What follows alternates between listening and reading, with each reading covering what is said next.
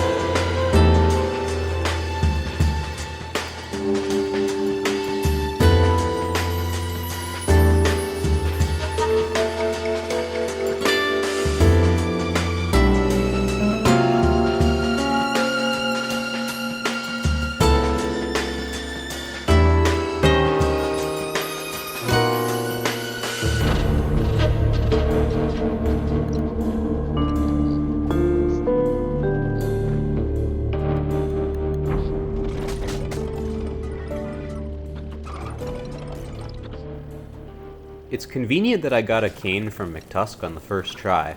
I didn't want to have to kill him more than once.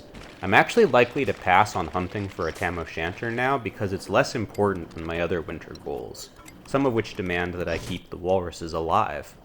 McTusk and Son are both capable of walrus cannibalism, in theory, but in practice this is almost never observed. This is because their AI places a very high priority on stalking nearby players rather than eating nearby meat items, and their ability to detect nearby players has massive range, much wider than Screen. I'm going to try to manipulate this by luring the hunting party to the edge of their range, and then allowing them to start walking back to camp. Hopefully this will give Weetusk a few moments of freedom to casually nom his father's flesh before resuming his programmed follower behavior.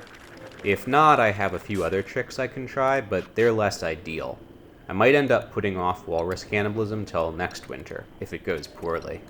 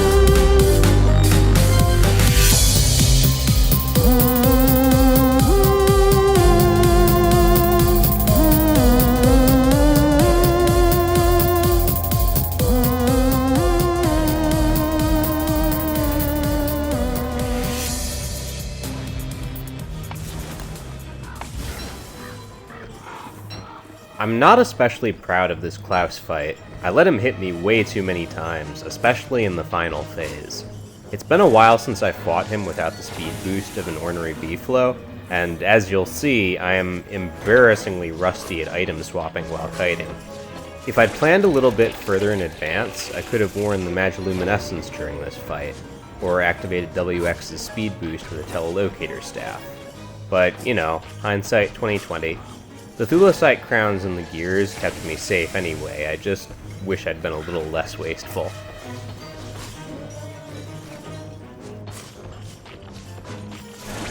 That dang birchnut tree just cost me about 350 damage to my crown by blocking my path out of the ice spell Stunlock. I should have seen it and picked a different path.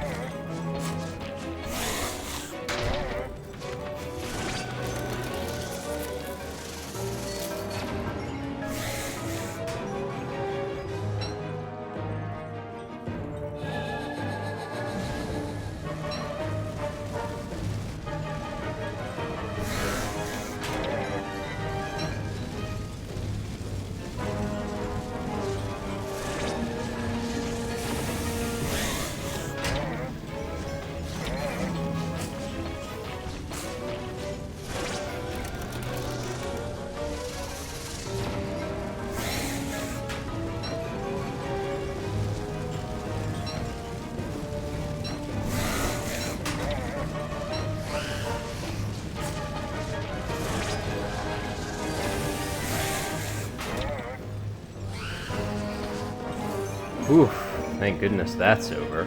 I'm already over-prepared for Deerclops, so I might as well spend the next few days trying to induce walrus cannibalism some more.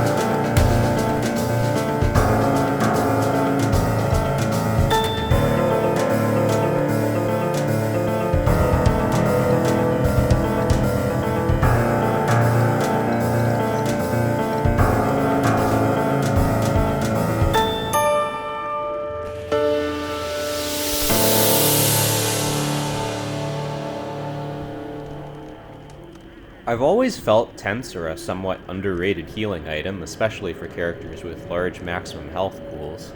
WX gets up to 399 healing with one use, and each tent has 6 uses.